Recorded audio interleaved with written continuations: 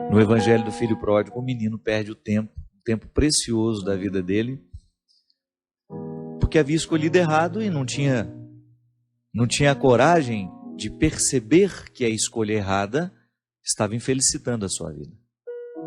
Ele havia se acomodado dentro de um erro, e somente depois, quando ele viveu aquela extrema miséria, é que o coração dele se acendeu, recordou que ele tinha um pai, que ele tinha uma família, que ele tinha um lugar para voltar. É sempre muito interessante quando nós tomamos consciência do erro que estamos cometendo e a coragem que a gente tem de dar um passo na direção da mudança. Vamos atender aqui as pessoas que nos escrevem, são muitas, graças a Deus. A gente tem a oportunidade de ver por onde a gente vai, os frutos do programa Direção Espiritual, e toda vez que você partilha a sua vida, a gente tem a oportunidade de falar a muitos corações que estão vivendo a mesma dor, o mesmo conflito que você vive. Padre Fábio, eu tenho 24 anos, vivo em uma família muito religiosa, diariamente participo da igreja, rezo muito, tenho fé, mas tenho um problema que antes não me afetava tanto quanto agora. Sou um desastre quando o assunto é relacionamentos. Todos os meus relacionamentos até hoje, padre, foram rasos e eu sempre saio muito ferida deles. Sou muito intensa e sofro muito por isso. Meu último início de relacionamento, eu me apeguei muito ao rapaz, muito mais do que ele a mim. E isso está me doendo muito agora. Terminamos de uma forma muito conturbada e ouvi dele muitas ofensas que me machucaram muito. Mas por falta de amor próprio, eu não consigo seguir em frente e sigo esperando que ele me procure, acompanhado de um pedido de desculpas. O seu aniversário se aproxima e eu nem sei se devo parabenizá-lo ou não. Padre, gostaria muito de um conselho seu, uma direção espiritual, porque meu coração já está cansado e só de pensar em conhecer outra pessoa, começar tudo de novo desde o início, já me desanima. Desde o início. Desculpa, o que devo fazer? Ela não coloca o nome, não quer ser, melhor, coloca, mas não quer ser identificada. Minha filha, você tocou numa questão aqui fundamental. Toda vez que nós estabelecemos um relacionamento com o outro, a gente precisa ter consciência de que a relação com o outro só é boa a partir do momento em que a relação que a gente tem com a gente já está suficientemente estabelecida. É o conceito de pessoa que a gente trabalha no livro Quem Me Roubou de Mim, que eu escrevi justamente sobre essas questões de relacionamento de pessoas que sofrem muito. O conceito de pessoa inspirado pela antropologia cristã, judaico-cristã, nos diz que a pessoa é aquela que tem a posse de si. Em outras palavras mais simples, né? É aquela que se possui, que é dona de si. É aquela que já conseguiu conhecer-se o suficiente, já tomou posse de si. E porque tomou posse de si, pode se dispor ao outro, pode se oferecer ao outro. O grande problema é que nós estabelecemos relacionamentos sem antes ter feito esse dever de casa. E na posse de si, a gente precisa viver a experiência do amor próprio. Quem não se ama vai ter muita dificuldade de sentir-se amada pelo outro, ou então até mesmo de amar. Você está dizendo aqui que você é intensa demais. Pode ser que essa sua intensidade seja fruto dessa falta de posse de si mesma, que é uma expressão de imaturidade. Tá certo? Todo mundo tem o direito de ser intenso, mas a intensidade não pode atropelar o processo, né? Eu não posso atropelar o meu processo no relacionamento, no conhecimento de uma pessoa. Tem que ir devagar. Você não sabe quem o outro é.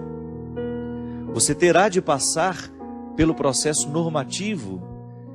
Isso é a norma, né? Faz parte de todo o processo de conhecer alguém, dar os passos gradativos. A intensidade já pode ser expressão de uma imaturidade que você alimenta. Precisa ter muito cuidado quando você vai estabelecer um relacionamento com o outro, colocando a sua intimidade, a intimidade do seu coração, colocando seus sentimentos. Então, às vezes, não dá certo por isso. Eu ainda não amadureci o suficiente para poder oferecer-me ao outro. Você tem 24 anos, você é muito jovem ainda, e é provável que você vá aprendendo com o tempo. Agora, veja bem, esse sofrimento que você passa ao outro, hoje, já que você identificou que ele aconteceu da mesma forma nos outros relacionamentos, significa que pode ser que o erro esteja justamente na maneira como você administra esses relacionamentos. Nós não podemos ficar repetindo conscientemente os mesmos erros. Tenha coragem de colocar para você, de identificar como é que você erra ao estabelecer o relacionamento com o outro. Onde é que você peca, poderíamos dizer, né? Não no sentido de pecado que precisa ser confessado ao padre, não. Mas aquele pecado que você peca contra você mesmo. Você abre mão demais do seu mundo para ter o outro na sua vida? Que às vezes é assim. O namoro começa e você imediatamente abre mão do seu mundo porque você quer agradar o outro. Você abre mão das realidades que você tem, daquelas que já faziam parte de você. Às vezes existem relacionamentos em que os cônjuges exigem até que o outro deixe os seus amigos de lado. Não é possível isso. Não há possibilidade de você estabelecer um relacionamento em que você tenha que abrir mão da sua vida para que aquilo dê certo. Ah, padre, mas o amor não é renúncia? Sim, mas espera o amor concretizar-se, espera você saber que de fato você ama e é amado, para começar a dar passos na direção dessas renúncias. Precisa namorar sem muitas pretensões no primeiro momento. Precisa namorar com mais leveza. Não abra totalmente o seu coração para alguém que acabou de chegar. Você não sabe se isso vai valer a pena. Não quebre a sua intimidade só para ter a garantia de que o outro vai ficar. Não. O amor, ele dá é muito mais fácil você encontrar um relacionamento em que você se sinta amada quando você não espera tanto por ele, quando você não cria tantas expectativas, né? Olha, você já está idealizando até o retorno do rapaz. Já está esperando que ele chegue com uma mala de desculpas, né? Para poder recomeçar com você. Isso aqui já é expectativa que você não tem o direito de alimentar. E outra, namoro. O namoro, ele é um ensaio do casamento. Quando você namora, você fica vendo aquilo que pode dar certo e aquilo que não, e aquilo que tem tudo para dar errado. Por isso que ele precisa ter a liberdade de terminar, né? Mas é isso aí, minha filha, faça um investimento em você. Leia esse livro aqui, eu acho que vai te ajudar. Se você não tiver tido a oportunidade de conhecer esse livro, Quem Me Roubou de Mim, é uma leitura que eu acho que pode ser positiva para todo mundo que passa a dificuldade de amar demais ou de amar de menos e de não ser capaz de estabelecer vínculos duradouros. Aliás, essa é uma característica dos nossos dias, né? É impressionante como os vínculos são cada vez mais transitórios. Nós temos dificuldade de fazer com que um relacionamento quebre aquela primeira barreira da superficialidade, que ele fique fecundo. E não é só namoro, não. Até um relacionamento de amizade passa por esse risco. Como é difícil a gente alimentar uma amizade profunda. Por quê? Primeiro porque os ambientes que a gente frequenta nem sempre nos proporcionam uma conversa que nos faz ficar amigos. É sempre tudo muito conturbado, sempre todo mundo muito distraído com os celulares e cada um estabelecendo conversas paralelas. Você está conversando com uma pessoa, ela está ali digitando coisas no celular dela e prestando atenção em você ao mesmo tempo. Então nós somos muito superficiais, estamos vivendo de maneira muito superficiais. É natural que os nossos relacionamentos também entrem pela mesma perspectiva, né? Não é possível a gente criar vínculos fecundos com tanta superficialidade. É uma mudança de vida mesmo. Passa pelo conceito de conversão. Interessante, né? A conversão que Jesus nos propõe é justamente a gente ir cada vez mais tomando posse do nosso coração É um movimento de profundidade, veja bem. É um movimento que faz com que a gente tenha uma busca interior que nunca vai terminar. A superficialidade tem fim, a profundidade não. Quando você opta por viver uma busca de amadurecimento, por exemplo, como essa menina aqui, por que os meus relacionamentos não dão certo? É preciso investigar-se. Não dá para ir fazendo esse rolo compressor apenas dando a desculpa para si mesmo e para os outros. Ah, eu tenho dificuldade de amar e ser amada. Eu tenho dificuldade de ser fiel. A pessoa nunca toca de fato o cerne das questões. Porque ninguém é assim por acaso. Algum motivo ali precisa ser descoberto, ser investigado, para que a gente tenha condições de mexer nele. Aristóteles, um filósofo clássico, dizia que a vida só vale a pena ser vivida à medida em que ela é refletida. Aquele que não reflete a vida que vive, aquele que não reflete a experiência pessoal diária, nós podemos chamar até isso de exame de consciência, né?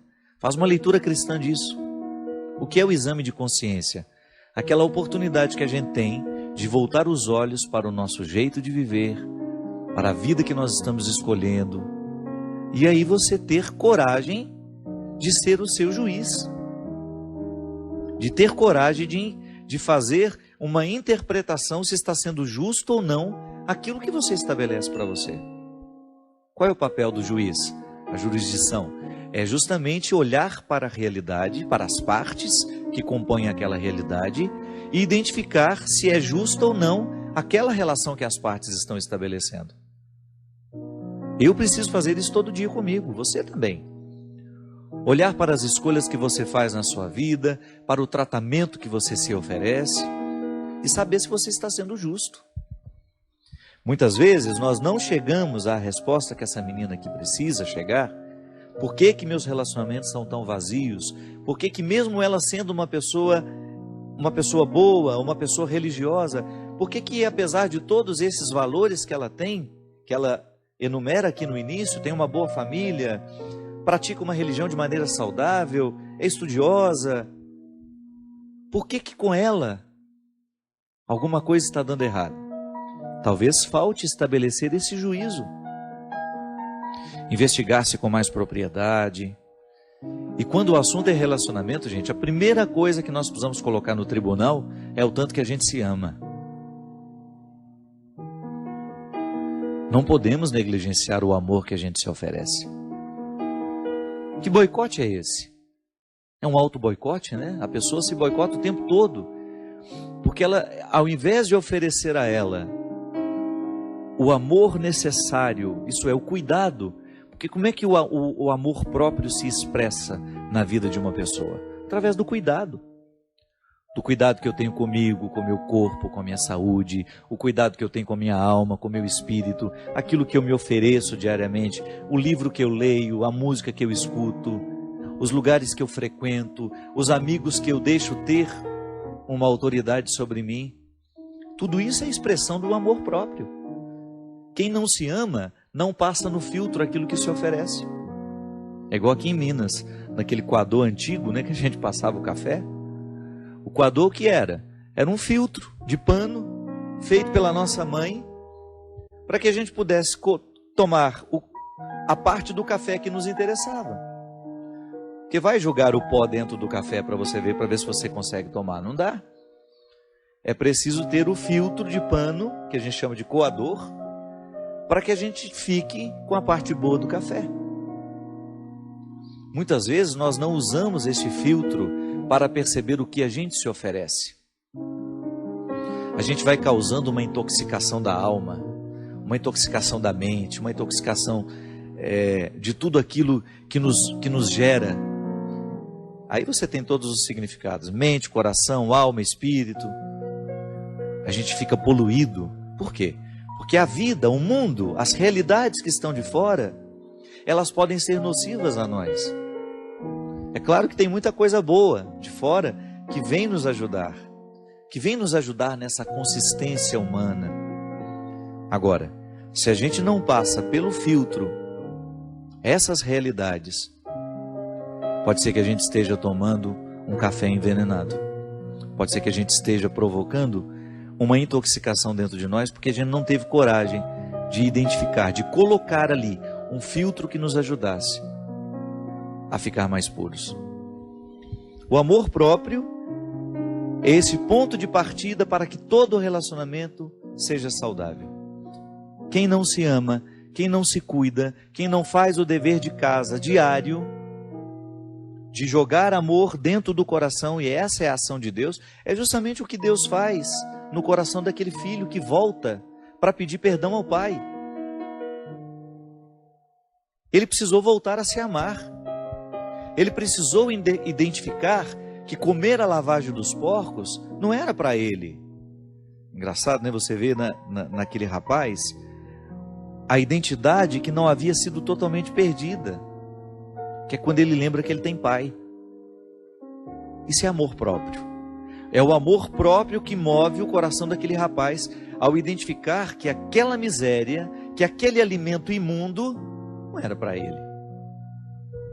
Minha gente, quantos de nós ficamos nos alimentando de sentimentos estragados que podem ser comparados à lavagem dos porcos? Quantas vezes eu encontro pessoas bonitas, nutridas, com relacionamentos precários, tóxicos, viciantes, aquele pseudo-amor, né? Aquele falso amor, que pode ser comparado a uma lavagem de porco, aquele namoro que não é outra coisa senão um chiqueiro, não há nada de puro naquilo, a pessoa se maltrata o tempo todo só para ter a companhia do leitão, né? Não, pelo amor de Deus, você merece muito mais. A pessoa só se recupera no momento em que ela olha para o espelho e vê a face desfigurada e diz para ela mesma: eu não mereço esse tratamento. Isso corrigiria tantas coisas dentro dos namoros, dentro das relações de casamento, porque também no casamento acontece isso. Quanto o marido tratando a esposa de maneira que vai expulsando o amor próprio dela, ou então é o amor próprio que foi expulso, que já permitiu aquele tratamento tão odioso. Namoro, casamento, relação entre amigos, nós precisamos ter muito cuidado para a gente não se acostumar ao alimento imundo. Precisamos tomar muito cuidado para a gente não se acostumar com o precário e achar que ele é a única coisa que nós merecemos ter na vida. A gente merece muito mais. Merece no sentido de ver que há uma dignidade em mim, em você, que não pode ser nunca, em hipótese alguma, pode ser esquecida. Essa dignidade também chama-se amor próprio. E é através dela que Deus nos fala, que Deus nos chama, que Deus nos traz de volta. Reacenda o valor que você tem. Tenha consciência da grandiosidade que você representa diante de Deus. E trate-se. Trate-se da mesma forma como Ele te trata, com amor e com respeito. Derrame o Deus Todo-Poderoso sobre todos nós, a bênção e a proteção do céu. O Deus Todo-Poderoso, Pai, Filho e Espírito Santo,